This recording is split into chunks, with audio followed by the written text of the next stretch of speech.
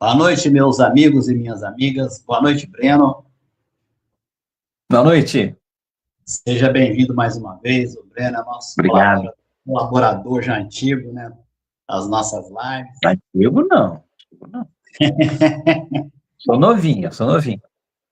O Breno é do Rio de Janeiro, né? Sim. Ele atua na agremiação Espírita Pedro II, no MEA. Passando por lá, vamos fazer uma visita, né, à casa dele. Sábado, Esse 4 da tarde. A gente espera vocês. sábado, 16 horas da tarde. Provavelmente, né, se Deus quiser permitir, para 2026, estaremos agendando mais um seminário. O Breno vai apresentar um tema para a gente vai combinar ainda direitinho, tá bom? Então, no decorrer do ano, a gente vai se preparando. Estamos aqui mais uma vez ao vivo, através das redes sociais, representando aqui o GAEB, que é o Grupo de Apoio Holístico Barçanufo, de Volta Redonda, Rio de Janeiro, interior do estado. E como já é de praxe, de costume, eu vou fazer uma leitura de abertura. É uma coleção Fonte Viva, só que o livro hoje é o Vinha de Luz, psicografia de Francisco Cândido Xavier, pelo Espírito Emmanuel.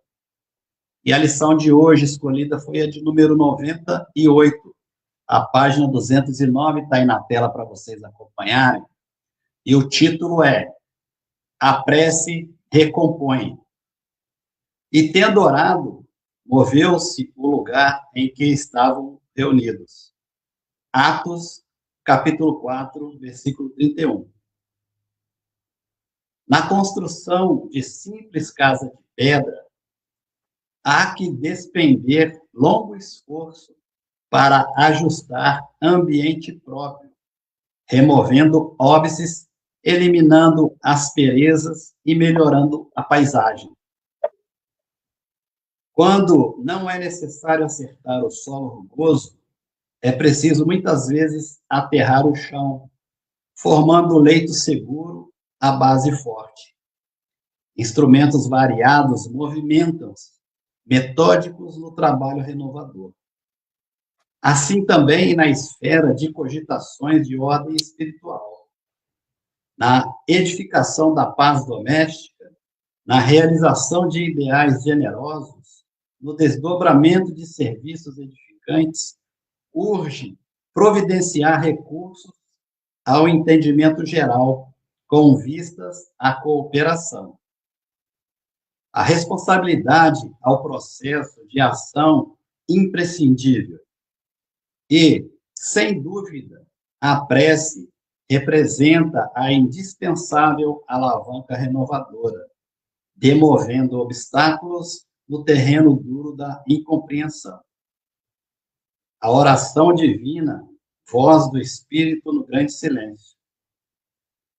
Nem sempre se caracteriza por sons articulados na conceituação verbal, mas invariavelmente é prodigioso o poder espiritual, comunicando emoções e pensamentos, imagens e ideias, desfazendo empecilhos, limpando estradas, reformando concepções e melhorando o quadro mental em que nos cabe cumprir a tarefa a que o Pai nos convoca. Muitas vezes, nas lutas do discípulo sincero do Evangelho, a maioria dos afeiçoados não lhe entende os propósitos, os amigos desertam, os familiares cedem à sombra e à ignorância.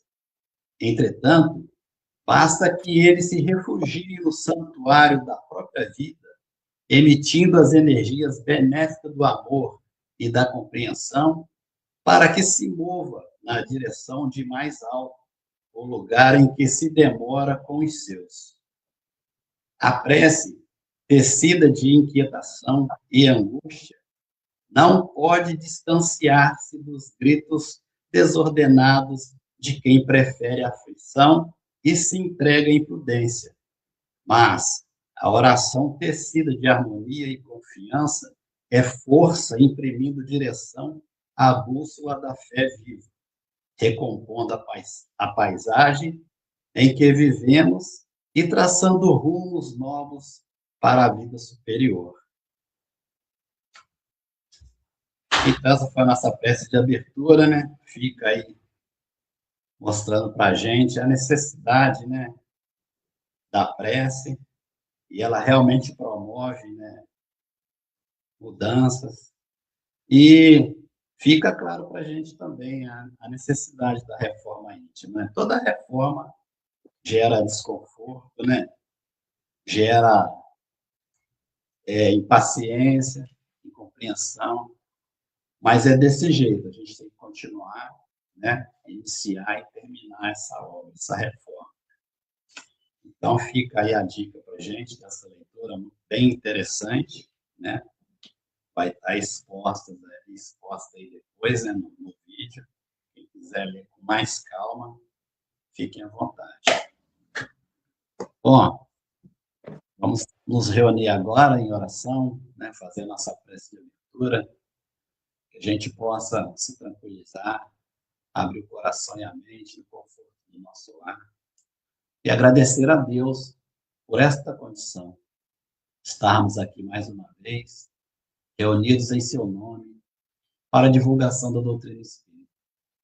Senhor Deus, Pai bondoso, de infinita bondade e misericórdia, agradecidos estamos mais uma vez por estarmos aqui reunidos, representando o GAEB, para mais uma divulgação da doutrina espírita. Pedimos a Ti, Pai, neste momento, ao Mestre Jesus, a toda a espiritualidade de luz, ao mentor espiritual da nossa casa, Eurico Massamu, toda a intuição para o nosso irmão Breno, para que ele consiga apresentar para nós o estudo da noite, o conhecimento que carrega, para que a gente possa, através dessas informações, somar aquilo que já temos conhecimento através da doutrina espírita. Que a fala de hoje possa nos orientar, nos esclarecer, nos mostrar um horizonte diferente do qual estamos observando neste momento. Que a gente possa, através do conhecimento da doutrina espírita, cada vez mais avançar um degrau nessa escada, a nossa evolução, para que a gente possa sair dessa zona de conforto, que muitas das vezes conseguimos observar somente o nosso meio.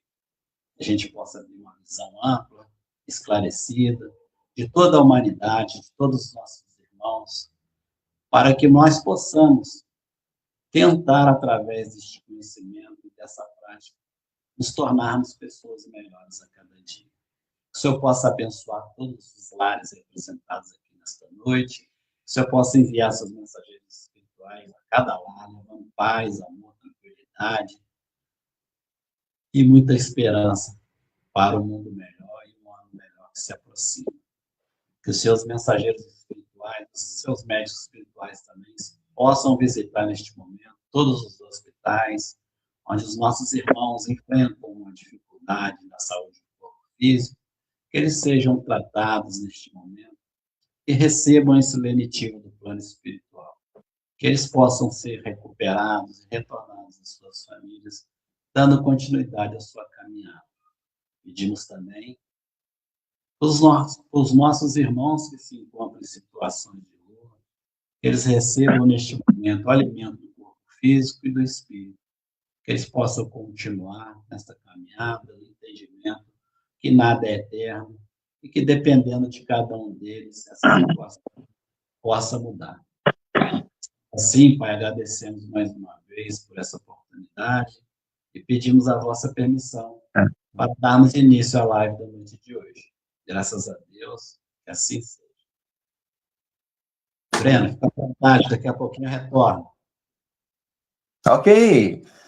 Muito obrigado a todos vocês que participam de mais essa live aqui feita pelo GAEB. Aliás, a gente nunca vai poder dizer que a pandemia foi uma coisa boa para nós, porque nós sabemos quantas vidas tiveram que ser transicionadas do plano material para o plano espiritual. A gente viu muito sofrimento, a gente viu muitas situações que realmente deixaram as pessoas em desespero aqui junto a nós. Porém, como tudo, a gente precisa saber também olhar para as coisas que aconteceram e que foram vantajosas durante esse período. E uma delas foi o prazer de ter essas reuniões feitas online, porque nós aprendemos dentro do Espiritismo que a tecnologia pode alcançar distâncias, né, que antes eram absolutamente inimagináveis. Então, provavelmente, se não fosse por essa razão, eu teria passado essa encarnação sem ter tido conhecido, ou melhor, sem ter conhecido o Gaeb. Hoje, vivemos em duas cidades diferentes, né, ainda que no mesmo estado, alguns quilômetros, algumas centenas de quilômetros nos separam, e pelo menos esse proveito a gente pode tirar, né? E para você que está aí na região de Volta Redonda, eu recomendo, vá ao Gaeb, procure nas redes sociais o Gaeb, acompanhe o trabalho que é feito na casa, porque é um ambiente muito bom.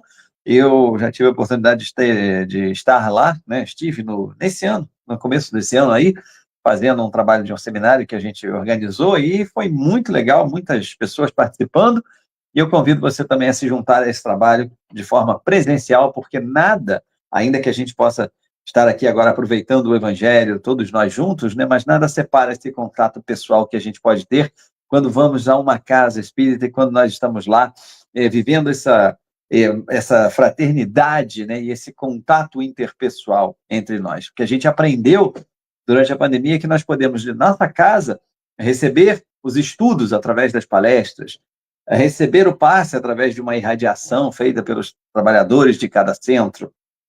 Nós poderíamos ter a nossa água fluidificada, né, por a distância, pelos espíritos, e aí bastaria que nós completássemos aquela garrafinha, não deixássemos acabar a água para que nos mantivéssemos sempre com a água fluidificada. Então, aprendemos que podíamos receber muitas coisas sem precisar ir à casa espírita.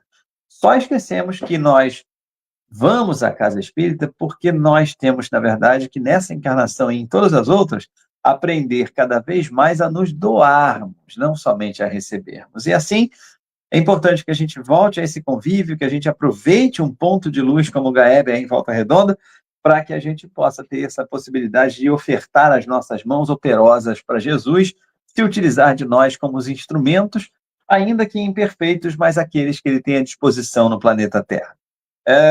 Quero agradecer esse espaço aqui, dizendo que hoje nós vamos conversar um pouquinho sobre o presente para Jesus. E é claro que a gente poderia começar e acabar esse estudo em alguns minutos, falando algumas frases que todos nós já estamos acostumados a escutar quando estamos em vários ambientes, inclusive em exposições espíritas. Nós poderíamos aqui dizer que, olha, nós não podemos esquecer que no Natal nós damos presentes a todos os nossos familiares, nós fazemos brincadeiras de amigo oculto e nós trocamos os presentes, mas não podemos esquecer do aniversariante principal, que é Jesus. No Natal, nós temos que dar uma parada naquele momento em que estamos na nossa ceia, para agradecer o alimento que nós temos, agradecer a Deus por estar ali junto com a nossa família, com as pessoas que nós amamos, e não podemos esquecer do aniversariante da noite, que é Jesus, perfeitamente. Então, isso talvez nós já saibamos, isso talvez não seja necessário repetirmos aqui, ainda que qualquer repetição em se tratando da obra e do nome de Jesus, é sempre positiva, porque em alguns momentos nós podemos até estar deixando um pouquinho de lado algum conceito e aquela repetição vai nos trazer de volta ao prumo na ação junto ao Mestre, querido. Porém, há muitas outras coisas que nós podemos falar e fazer para que o nosso Natal seja um Natal melhor. Primeiramente, já reparamos que muitas vezes e muitas pessoas acabam associando o Natal a um período de tristeza? Eu já ouvi isso muitas vezes. Eu não sei se você que está aí me acompanhando agora, e se quiser fazer, de repente, os seus comentários, né? Você que está acompanhando aí na rede social, faça seus comentários, porque nos últimos minutos aqui a gente volta com os nossos dirigentes e eles podem ler para vocês, para nós aqui, os comentários, e a gente consegue aqui dialogar um pouquinho, né? Mas vocês já viram famílias que hoje consideram o Natal triste? E aí você vai perguntar o porquê. As pessoas dizem, porque no passado nós nos reuníamos com meus pais, meus avós e toda a família junta no Natal, era muito gostoso, a gente se reencontrava, porque durante o ano estávamos um pouco distanciados, né? E depois que meu avô, minha avó, depois que meu pai e minha mãe partiram para o plano espiritual, que normalmente é dito morreram, não teve mais essa reunião, aí eu sinto muita saudade deles nesse período, ou seja, a gente acaba transformando isso em um período de tristeza por causa de memórias que a gente tinha ainda dessa encarnação, evidentemente, e que acabam fazendo com que nós desejássemos viver aqueles momentos novamente, né? Normalmente eu costumo sugerir às pessoas que participaram em algum momento de suas vidas dessas reuniões, que tiveram essa oportunidade de conviver com pessoas, com os mais anciãos da família, né, e que eram as razões de reunião daquela família, que tentem perpetuar esse momento, que tentem reviver esses momentos, organizando em suas próprias residências a ceia e convidando os parentes para que possam de novo estar reunidos nessas situações. A gente entende que nem sempre é uma situação viável, né? A gente entende que muitas vezes há diferenças entre essas pessoas da geração que ficou, muitas vezes essas pessoas têm vidas muito separadas e às vezes o laço que une aquelas pessoas. Tem um princípio inteligente participando aqui da nossa transmissão, mas já já ela vai deitar aqui, tá, gente? Então, não se preocupem. Enfim, e o que acontece? Muitas vezes as pessoas que estão nessa nova geração não estão necessariamente tão alinhadas, não estão tão vinculadas às outras que ficaram e não veem, assim, uma razão para que haja essa reunião novamente, né? Para que haja essa confraternização de toda a família no Natal e etc. Mas eu costumo recomendar o seguinte, gente, vamos dar um começo nessa conversa, né? Vamos, por exemplo, se a gente está sentindo um pouco de tristeza nesse momento, porque vai chegar semana que vem o momento em que a gente vai lembrar daquela reunião de Natal com a família e tal, e nós não vamos conseguir estar junto com todas as pessoas, porque algumas já estão no plano espiritual. Estou quase com o microfone aqui, né, gente? Mas vamos lá. Que tal, então, a gente não começar, já que deve ter um grupo da família, né, um desses grupos de aplicativos de mensagem, deve ter um grupo aí na família que fale sobre isso. E aí, por que não começar um papo no grupo da família, dizendo, semana que vem, poxa, lembra de quando a gente tinha a possibilidade de estarmos todos juntos na casa de papai, na casa de vovô e etc. Algumas pessoas poderão vir a comentar, né? Ah, sim, nossa, era tão maravilhoso. E aí é o momento, olha, gente, por que a gente não revive esses momentos? Por que a gente não faz essa reunião? Se realmente não houver um vínculo tão forte assim e não acontecer, ok, a gente precisa respeitar, né? Afinal de contas, vínculos não são forçados, eles são desenvolvidos. Mas, se houver essa possibilidade, quem sabe não nasce ali um novo núcleo dessas reuniões familiares, né? E que um dia também servirá de exemplo para as futuras gerações, para que eles tenham essa referência de uma família unida, de paz, de amor, naquele momento em que nós celebramos o aniversário de Jesus. Porque Jesus gosta disso, Jesus gosta de famílias reunidas, e aí não importa a consistência dessa família, a constituição dessa família. Não importa como ela seja, né, mas a família que é principalmente baseada nas relações de amor, estando junta, essa família certamente será um desses presentes que nós podemos dar a Jesus. Então, mais do que lembrarmos-nos do Mestre, mais do que estarmos ali agradecendo pela comida que está diante de nós à mesa, nós podemos praticar ações que irão levar o próprio princípio de ação de Jesus a todos aqueles que nos circundam. Nós vamos seguir o exemplo de Jesus. Jesus era um unificador, era um pacificador e era uma pessoa feliz. Ou seja, nada melhor do que uma reunião em que pessoas possam confraternizar, em uma reunião em que pessoas possam se rever, possam até mesmo, né, numa dessas conversas que se inicia lá pelo grupo do aplicativo de mensagens, quem garante que até certos desafetos não vão ser esquecidos, né? Porque as pessoas voltarão a se aproximar por conta daquela reunião e voltarão a ter um diálogo natural, um diálogo de paz, um diálogo de amor, voltarão a se ajudar e a se sentir parte dessa mesma família, né? Então, esse é um presente que pode agradar a Jesus. Essa reunião que pode fazer, inclusive, com que haja uma mudança na perspectiva sobre o Natal. Se hoje nós temos a ideia de que o Natal é uma data triste, né? Mas, na verdade, não é. Na verdade, ele pode estar sendo triste para nós por causa de memórias que nós já tivemos. Mas ele não é, por origem, uma data muito triste. Nós vamos falar sobre isso daqui a pouquinho. Porque o próprio Jesus gostava de celebrações. O próprio Jesus gostava de festas, né?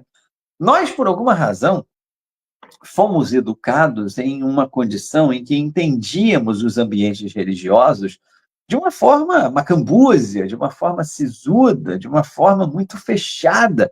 E aprendemos a tratar a questão da religião dessa forma. Um silêncio, no recolhimento, uma série de adjetivos que talvez nem combinem tanto com toda a mensagem que Jesus quis espalhar enquanto esteve aqui.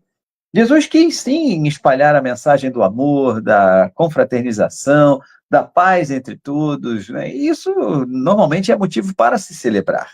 E a própria primeira aparição de Jesus em público, no início do seu messianato, se dá em uma festa, nas bodas de Canaã.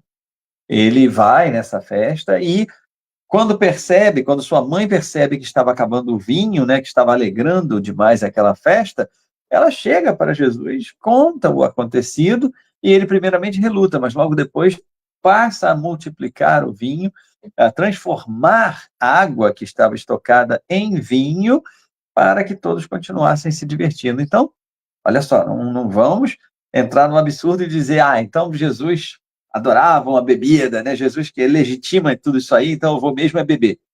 Tudo com moderação, tá? Jesus nunca foi...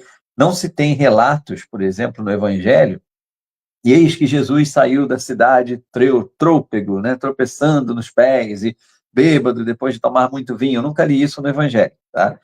Não, mas essa história não contaram. Não, parece realmente que por toda a conduta de Jesus e todos os ensinamentos que ele deu, ele não era alguém que exagerava no consumo da matéria, principalmente de substâncias que possam nos tirar de uma normalidade psicológica, né? Então, mas Jesus gostava de festas, né? E Jesus defendia realmente que as pessoas fossem felizes, que elas estivessem alegres, e essas reuniões que são proporcionadas pela oportunidade do Natal podem ser esse presente para Jesus. Nessa questão das famílias se distanciarem, de cada um ir para um canto, muitas vezes as famílias vão para cidades diferentes, para estados diferentes, para países até. Mas é muito comum que todos, nesta época, tenham uma semaninha de folga, tá? Não é uma regra geral, mas é bem provável que algumas pessoas consigam tirar ali os dias de folga na semana do Natal, principalmente quando ela cai, a data do Natal cai no meio, né? Bem no meio da semana, numa quarta-feira, numa quinta-feira, 24 numa quarta, 25 numa quinta. Então, é interessante a gente pensar que pode sim ser um momento em que as pessoas pensem, poxa, eu vou passar aqui em casa sozinho e tal, não tem muito para fazer, vamos lá, vamos reunir. E dali a gente pode ter uma nova era, né? A gente pode ter um início, um reinício, uma retomada de relações que estavam quase que perdidas há algum tempo e que agora podem se reajustar e podem fazer com que nós compramos um pouquinho mais esse projeto que nós temos na Terra, que é o aumento da nossa família espiritual. E nós estamos sempre com essa ideia de que nós precisamos ampliar a família espiritual, porque o espiritismo não destrói laços de família, ele simplesmente os amplia, visto que a cada encarnação nós poderemos estar com pessoas distintas, em posições distintas, sendo que algumas serão talvez as mesmas, mas sempre podendo expandir essas relações de amor até que venhamos todos a nos sentir como realmente somos, que somos irmãos em Cristo.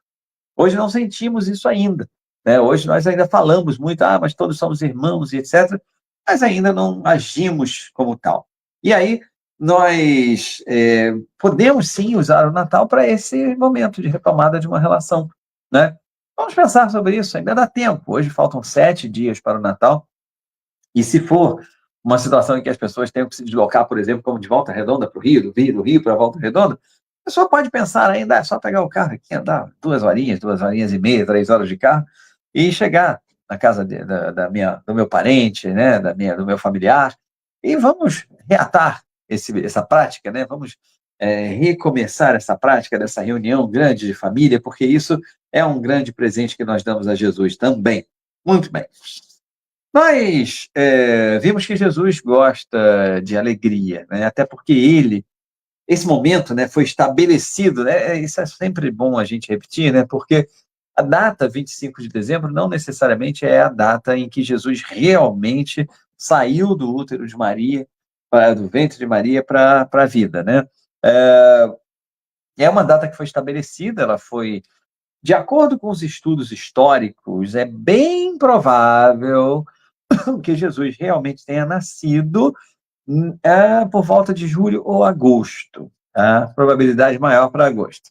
Mas, como isso nunca ficou muito claro, isso nunca foi registrado e tal, ou se os registros foram feitos nunca foram encontrados, convencionou-se, por questões religiosas, né, colocar a data no dia 25 de dezembro, porque isso lá na antiguidade era um dia antes de uma outra festa, que era uma festa pagã, que atraía multidões, e aí foi necessário um contraste, né, para que as pessoas também se sentissem atraídas pelas coisas do espírito. E aí acabou sendo, para o mundo ocidental, criada essa data de 25 de dezembro como do nascimento de Jesus. Porém, não importa. O importa é que no momento que aquela estrela, como conta a lenda, aquela estrela brilhou no céu, atraindo pessoas, inclusive de várias regiões, para presentear Jesus. No momento que aquela estrela brilhou no céu, ali havia a anunciação de um novo tempo. Ali havia a anunciação de esperança, de paz, de alegria, de amor, de união. Então, quando Jesus vem, a psicosfera da Terra praticamente se transforma, porque é algo interno, algo que as pessoas começam a sentir dentro de si, e diferente, estranho, né? Mas que a gente não consegue muito explicar, mas sente. Há muitas situações em que nós sentimos isso, né? Alguma coisa vai acontecer, a gente sente uma coisa boa, bacana, gostosa, e depois a coisa acontece. Ou então o contrário, a gente está com um pressentimento estranho, alguma coisa que a gente não sabe bem o que é, depois vem a situação que não nos agrada, né? Então, naquele momento, imaginamos, quando é Jesus, o governador do planeta, o filho escolhido pelo Pai Maior, por Deus, para co-criar e governar esse planeta, decide que era a hora de vir ao corpo de carne para exemplificar como nós deveríamos viver e como deveríamos progredir. Imagina que atmosfera que traz isso para a Terra, né? Que psicosfera que isso espalha pela Terra. Claro que também com Jesus vem um grupo de assistentes, né? Um grupo de missionários que vão trabalhar junto com ele na sua encarnação. E missionários, eu não estou nem me referindo aos apóstolos, aos discípulos de Jesus, né? Porque ficaria muito fácil a gente assumir isso, né? Que, porque aqueles 12 com quem Jesus trabalhou mais proximamente já estavam preparados para essa missão. Eles já foram preparados no plano espiritual e já vieram para cá sabendo do que iria acontecer. Gente, desculpa, eu não consigo entender muito essa história, porque será que uma pessoa totalmente preparada para seguir a Jesus no chamado que foi feito aqui na encarnação terrena teria traído Jesus 3 vezes, teria duvidado de Jesus até o ponto de ter que tocar em suas feridas? Será que o outro teria entregado Jesus para os romanos, para que fosse preso? Então, a gente não pode muito... sim, mas aí existem as tentações da carne que acabam... Sim, para todos nós. Então, nós também viemos preparados para seguirmos ao Mestre Jesus. Somos os apóstolos modernos, e isso sem vaidade nenhuma, pelo contrário, é um peso danado que é jogado sobre nós. Mas nós precisamos encarar isso da mesma forma que nós queremos ver a missão dos que seguiram Jesus mais de perto, lá atrás. Então não é que já eram espíritos totalmente livres de mazelas, de dificuldades, né, que vieram porque sabiam que na hora do chamado iriam corresponder plenamente. Não. O chamado foi feito, assim como foi feito para outros, né? Durante a caminhada de Jesus, a peregrinação de Jesus, não teve aquele que foi chamado e que disse que tinha que resolver a questão do enterro do pai, não teve o outro que foi chamado e disse que teria que vender os bens da família primeiramente, né? Ou seja, muitos não aceitaram. Jesus poderia hoje ter 14 apóstolos, 15, 16, mas foram 12 lá que realmente abraçaram a missão sabendo da dificuldade. Então, a gente não pode simplesmente criar uma determinação de que eles estavam preparados, os outros não.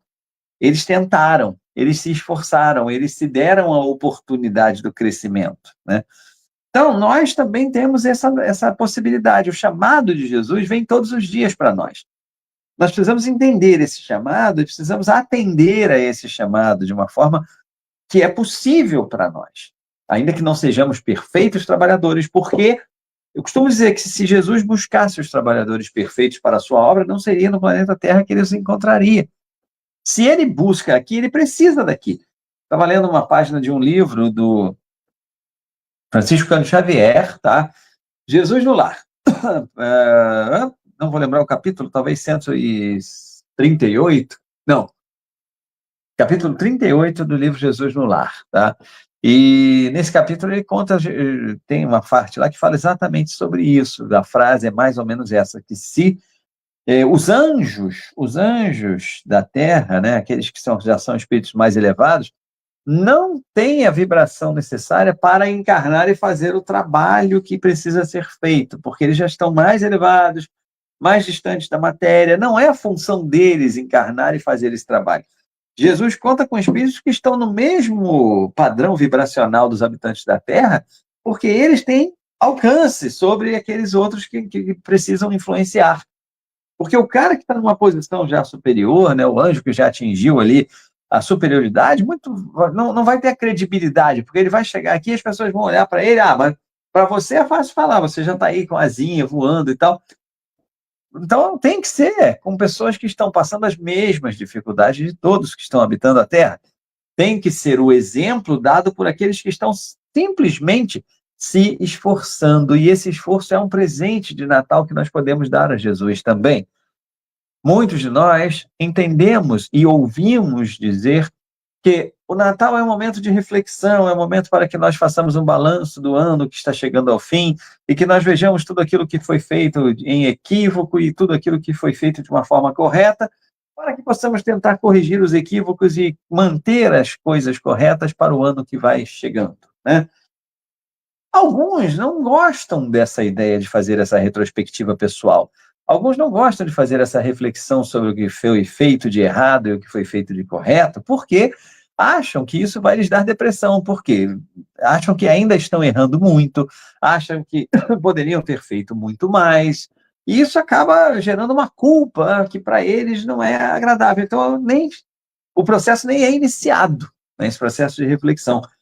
Mas eu digo que é extremamente importante nós fazermos isso, mas fazermos com a convicção de que encontraremos equívocos, de que encontraremos erros, de que somos espíritos em provas e expiações, e que por isso não poderemos ter ou deixarmos dominar pela culpa.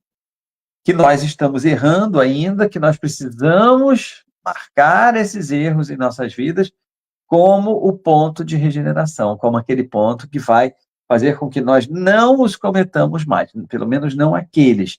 Poderemos e vamos cometer erros diferentes, mas não os mesmos que nós cometemos e hoje podem estar gerando uma certa carga de culpa em nossa consciência.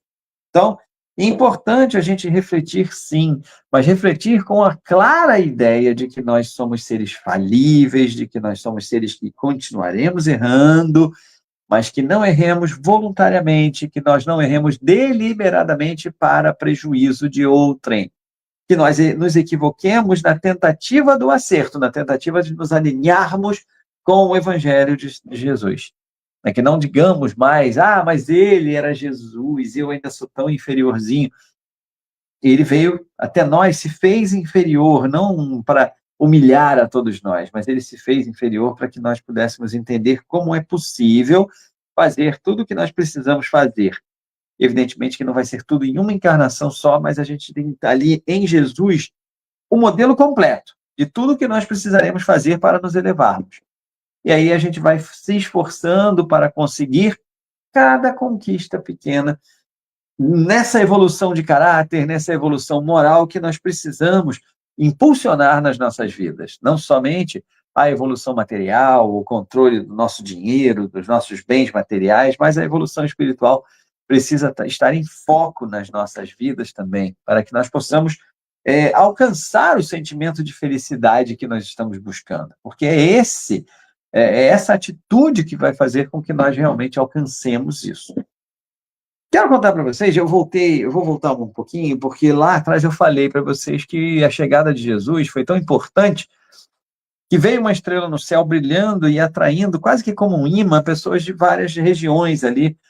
3 foram até relatados nos evangelhos, né? Se eu não estou muito errado, está no Evangelho de Marcos, isso. Os reis magos, né? Nós conhecemos aí os reis magos, os 3 reis magos, e nós até marcamos o dia 6 de janeiro como o dia de reis, né? O dia deles, é o dia que a gente desmonta toda a decoração de Natal nas nossas casas e tal. Os reis magos vieram de regiões diferentes ali perto, não tanto, né? Porque andaram às vezes dias para chegar até Jesus em Belém. Melchior, Baltazar e Gaspar vieram trazendo presentes para Jesus. Gaspar trouxe a mirra, que era como se fosse um bálsamo, representando a sabedoria de que o Mestre Jesus estava se fazendo carne e que, tal qual, todos nós passaria também pelas agruras da carne, os sofrimentos, e nós vimos como chegou Jesus ao fim da sua encarnação, tendo todo aquele martírio para passar, porque a gente observa que isso é realmente um plano muito bem elaborado, e o espírito que vai executar esse plano, evidentemente, não pode ser algo menor do que Jesus. Por quê? Nós vemos que se Jesus tivesse vivido até os 90 anos de idade, tivesse falecido de esgotamento das forças físicas, né, de falecimento múltiplo dos órgãos, claro que seria muito fácil, né, para Jesus falar, mas se alguém vai ter a face esquerda, dá também a direita, porque o meu reino não é desse mundo, vamos priorizar as coisas espirituais, o corpo não é tanto, enfim. Se Jesus não tivesse se exposto ao sofrimento físico e mostrado que através daquele sofrimento portas de libertação se abriram, qual seria a mensagem cristã hoje para uma pessoa em um tratamento de uma doença que é considerada pela medicina como terminal? Para Jesus é fácil, né? Viveu aí até os 90 anos, tranquilo. Então, Jesus mostrou, não deixou brecha para nenhum tipo de crítica nos seus ensinamentos, porque além de ensiná-los verbalmente na sua passagem entre nós, ele praticou cada um desses ensinamentos, ele exemplificou cada um desses ensinamentos, de forma que nós hoje pudéssemos olhar para essa teoria toda, né, para todas essas lições, e ver, nossa, ele falou e fez, então para ele deu certo, né? Não é só o falou. Todas as palavras de Jesus estão associadas a uma prática. Então, por isso que tudo isso é tão forte. Por isso que os ensinamentos de Jesus se mantêm há 2000 anos intactos, né? Com diferenças aí de interpretação, mas isso é coisa dos homens. Mas os ensinamentos morais se mantêm intactos desde o momento em que ele decidiu vir até nós, cerca de 2000 anos atrás. Então, nós observamos aí que nós podemos, sim, prestar mais atenção nessa mensagem de Jesus, e nós podemos cada vez mais tentar inseri-la no nosso dia a dia, fazer com que ela seja parte integrante. E aí a mirra, levada por Gaspar, é esse elemento que simboliza o sofrimento, né? O bálsamo, na verdade, é o alívio dos sofrimentos materiais, porque já era ali, já estava nos escritos que Jesus seria uma pessoa que seria o Messias e passaria, como tal, pelo sofrimento da carne, para que desse também o exemplo de libertação. Nós tivemos ali Baltazar trazendo o ouro, né? E Baltazar trouxe o ouro porque isso representava toda a riqueza da terra, da qual Jesus seria o Senhor. Jesus, co-criador da terra, evidentemente que não precisava de ouro para a sua riqueza, não precisava para colocar no banco, numa conta de aplicação, nada disso. Mas o ouro simboliza, né, que é a matéria mais valiosa que nós temos aqui na terra, pelo menos era na época. E olha, aqui está o presente para você, que é o mais valioso de tudo isso que você ajudou a criar aqui na Terra. E nós temos um incenso dado por Melchior, que era dado somente a figuras associadas a divindades na época. O incenso era uma coisa séria, tá? Era uma coisa que era um presente que não poderia ser hoje, como você entra numa loja de centro comercial, você compra ali na sua perfumaria predileta um incenso e você vai lá, coloca na sua casa, ou então dá para um amigo e tal. O incenso, na época, era algo quase que sagrado e era dado somente a pessoas que tinham representatividade de deuses, né? E então é trazido também o incenso. E aí, tem uma lenda que até o Divaldo Franco contou muitas vezes enquanto estava encarnado, que é a lenda do quarto rei mago. Eu não sei se você que está aí em casa agora, você pode comentar aqui, ó. Você pode aproveitar aí que você está na rede social do Gaeb, você pode comentar, você conhece o quarto rei mago? Você já ouviu falar na história do quarto rei mago? Pois é, esse quarto rei mago chamava-se Artaban, e ele também foi atraído quase que como magneticamente por aquela estrela que brilhava no céu. Ele começou a olhar a estrela e juntou também os seus presentes para ofertá-los a Jesus. Porém, no caso de Artaban, ele colecionou algumas pérolas e um rubi.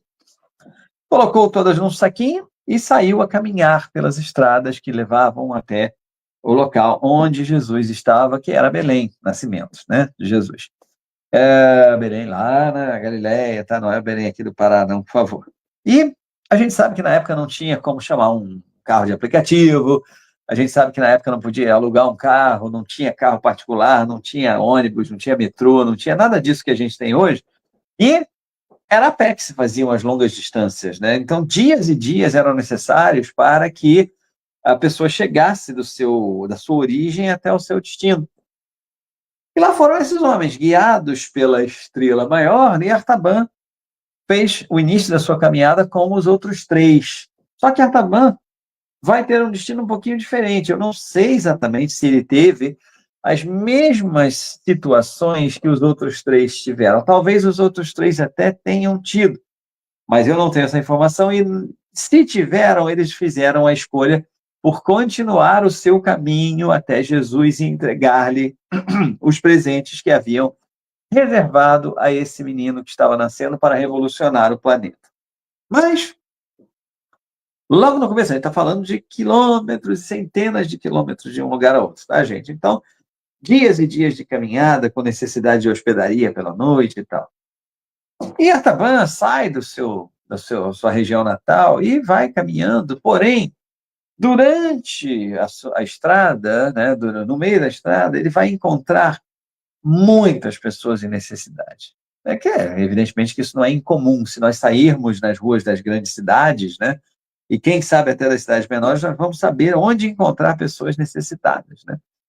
Naquele tempo elas ficavam pelas estradas, e aí Artaban começou a sua caminhada, e logo que começou, quilômetros, algumas dezenas de quilômetros depois, ele já encontra uma senhora muito pobre, uma senhora sem comida, uma senhora que estava sofrendo bastante as agruras ali do abandono da sua família, e ele vendo aquela situação de sofrimento, né, e comparando muito aquela senhora com a sua própria mãe, para a sua caminhada, se abaixa e começa a conversar com ela, entender as suas necessidades.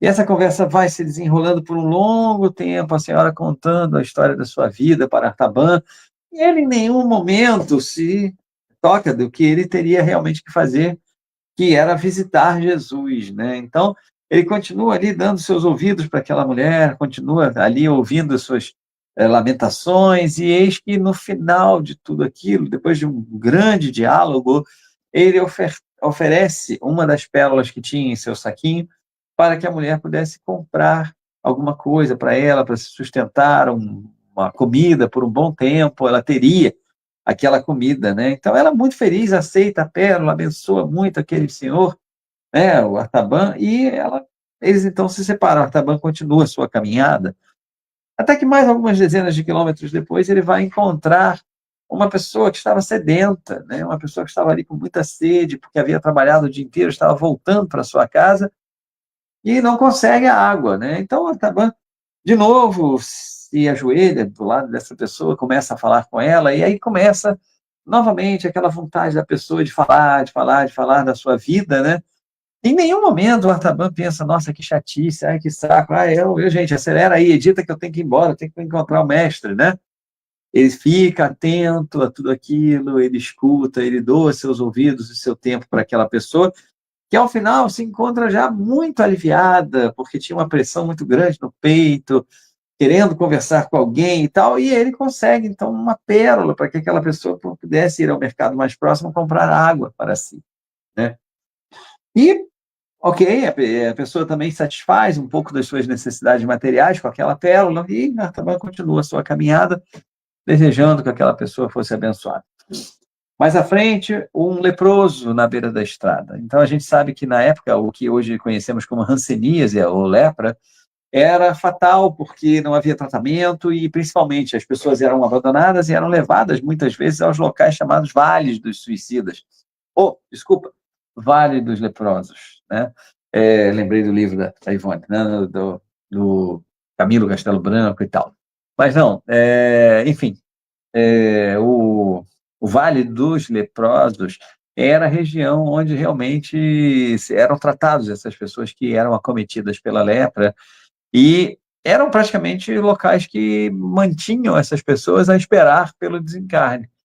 E a medicina não existia da forma que existe hoje, né? Então praticamente era uma sentença de desencarne para aquelas pessoas adquirir a lepra. E mesmo sabendo de tudo isso, né, mesmo sabendo do contágio que era possível acontecer, Artaban para e aproveita que tinha algumas gases dentro da sua mochila e faz uns curativos naquela pessoa, né, nos locais onde ela sentia mais dores, e Artaban conversa com ela e fala bastante, enfim, fazendo com que aquela pessoa se renovasse espiritualmente, né, e entendesse também que aquela provação pela qual estava passando seria purificadora se fosse levada com resignação.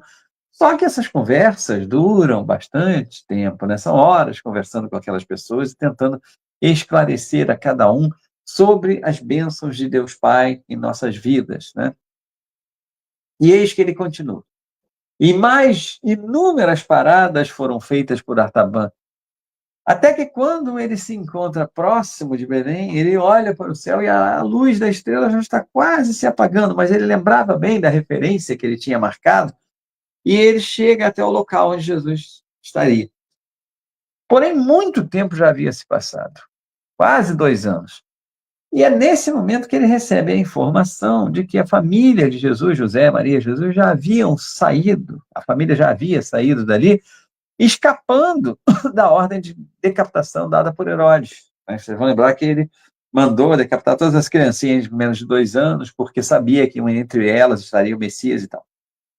E ali há uma decepção muito grande por parte de Artaban, porque ele já não encontra mais o Messias, o Salvador, o Filho de Deus, ao qual ele havia ido visitar. Então ele se decepciona demais, ele já havia distribuído muitas das pérolas que havia levado para Jesus, constava apenas com uma ou duas no máximo, né? E aí encontra mais pessoas, dá essas pérolas. E eis que então, sem muita saída, sem poder encontrar Jesus, ele se decepciona de tal forma que ele perde um pouco o seu rumo. E ele não se sente motivado a voltar pelo mesmo caminho que havia ido. Ele se sente motivado a seguir em frente, como se continuasse a caminhada em busca do Mestre, né? Ele continua e, de novo, aparecem mais pessoas, ele continua distribuindo a sua riqueza, até que 30 anos depois, Artaban chega a Jerusalém. E quando chega a Jerusalém, vê aquela multidão ali próxima e ele procura saber o que está acontecendo, mas nesse momento ele sente alguma coisa no peito, alguma coisa dentro de si, muito, muito semelhante com o que ele sentiu na época em que houve esse chamado, quase que magnético, para que fosse seguida a estrela e que o levasse até o Mestre. E ele sente tudo aquilo de novo no seu coração. E ele começa a perceber que ele poderia estar, sim, ali, né, aquela multidão toda, ele poderia estar encontrando aquele que, depois de 30 anos de caminhada, teria sido o seu objetivo, né? E durante esses 30 anos, né, ao mesmo tempo em que ele fazia atos bondosos para com as pessoas, né, de doar as suas pérolas, e principalmente de doar o seu tempo, os seus ouvidos, né, o seu amor para cada uma daquelas pessoas que o buscou, ele ia recebendo também em troca, ia recebendo hospedagem, local para dormir, ia recebendo comida. Nunca lhe faltou absolutamente nada nesses 30 anos de caminhada que Artaban realizou. E naquele momento ele vê ele é informado que seria o dia da crucificação de Jesus. E ele então entra praticamente num desgosto muito grande, porque ele pensa, agora que eu encontrei o Mestre, ele já está no momento de ser crucificado, de ser levado de volta ao mundo maior, não é possível, e ele fica inconformado com aquilo, e eis que ele acaba se juntando ali àquela multidão, vendo a crucificação de Jesus, mas tomado por uma emoção muito forte, ele cai. Já estava muito fraco, já estava em seus últimos anos de encarnação, já era assim uma pessoa próxima mesmo da passagem ao plano espiritual. E ele, nesse momento, escolhe por, tal qual um gato, né, escolhe por recolher-se para esperar o momento em que Deus o levaria de volta. E os gatos fazem muito isso, né? Os gatos, eu falo de gato porque vocês viram passar um aqui ainda há pouco e tal, eu conheço alguma coisinha de gato, mas os gatos fazem muito isso, né? Quando eles sentem que tem uma doença já fase terminal, eles se recolhem, se escondem, não querem que veja o seu momento de desencarne, né? Mas isso é por uma defesa mesmo, até para se livrar dos predadores, é um instinto. Mas, enfim, Artaban se isola e eis que o seu corpo vai definhando. Jesus já havia sido crucificado, e em determinado momento ele acorda, né, recobre um pouco da sua consciência, abre seus olhos e vê diante dele o Mestre Jesus, já em espírito nesse momento, mas Artaban não sabia. E eis que o Mestre Jesus, em espírito, olha para ele e fala: ó, bom irmão, aqui estou, era a mim que procuravas. E Artaban se levanta, né, e tenta se levantar, na verdade, né, se levanta parcialmente, e procura alguma pérola, alguma coisa que pudesse ter para dar a Jesus, não encontra, todas elas já haviam sido distribuídas ao longo do caminho para sanar as necessidades daquelas pessoas a quem ele encontrou, e eis então que ele diz: mestre, mas agora eu não tenho nada mais a lhe dar, me perdoe. E Jesus olha bem no fundo dos olhos de Artaban e diz: mas você já me deu tudo aquilo que eu precisava. E Artaban: não, mas eu vim aqui para o seu nascimento, eu vim aqui há 30 e tantos anos, não lembro mais, já estou confuso, e vim aqui para lhe trazer pérolas, para lhe trazer um rubi especial que havia separado para ti, e não lhe encontrei mais. E Jesus lhe lembra: sim, você não me encontrou mais, porque tantas foram aqueles que você ajudou no caminho, né? Foram tantas pessoas para quem você dedicou o seu amor, que, na verdade, você me deu um grande presente. E Artaban olha e pergunta: mas que presente foi esse? A cada um daqueles que tinham sede e destes de beber, a cada um daqueles que sentia frio e destes de vestir, a cada um daqueles que sentia fome e destes de comer, era a mim que estavas dando, né? Nessa época de Natal, a gente pode pensar um pouco mais nessa historinha do Artaban, essa lenda do Artaban, e a gente pode ver que a gente pode dar presentes a Jesus. Jesus deixou o pedido de presente para nós, e não é somente esse presente da lembrança a ele, da oração para ele, né? Porque quem precisa somos nós, na verdade, de oração. Mas a gente pode fazer muito mais pelos nossos irmãos, a gente pode olhar muito mais para o nosso próximo e estaremos dando o nosso presente a Jesus. Oportunidades não faltam na humanidade hoje em dia de nós olharmos para o próximo. Não estou falando simplesmente de sairmos à rua, distribuirmos cachorro-quente ou sopa, o que quer que seja, isso também é importante. Não estou falando apenas de distribuir agasalhos para as pessoas nos momentos de frio e tal, isso também é importante. Mas é mais importante que a gente desenvolva o olhar para o próximo, né? Porque muitas vezes a gente faz caridade com hora marcada, né? A gente faz aquela caridade: olha, no primeiro sábado de cada mês, o GAEB faz lá o seu trabalho social junto às famílias das comunidades carentes ao redor do centro, e a gente vai lá, já tem uma função determinada para a gente fazer, e a gente sabe que se não fizer vai desfalcar o trabalho e tal. Isso é bom. Deveria não precisar mais disso, mas isso é bom, porque nos educa, né? O professor Paulo Freire, uma vez, um educador brasileiro de grande expressão, disse que educação é repetição. Então, as reencarnações servem para isso, para a gente ir repetindo ações do bem, para irmos tomando gosto por elas e vendo quanto elas podem nos fazer coisas boas.